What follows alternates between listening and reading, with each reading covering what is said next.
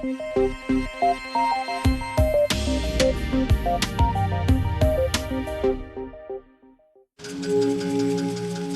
drought-stricken California, every drop counts. Farmers are constantly looking for new ways to efficiently use water resources.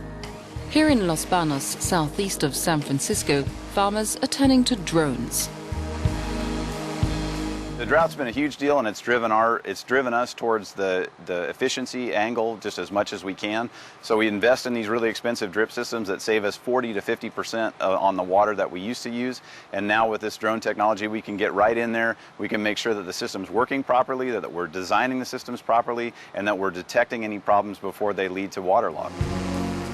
The drone is equipped with a video camera which is paired up with a smartphone or a computer tablet. It flies over the fields, scanning them for cool, soggy spots where there might be a leak in the irrigation system. Many farmers use infrared cameras to spot color variations in the plants, which can signal a problem.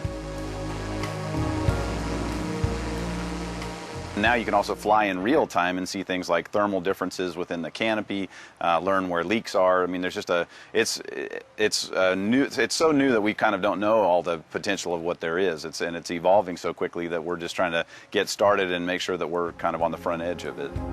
California endured the driest four-year period on record before a relatively wet winter overflowed some reservoirs in the north. Southern California remains dry.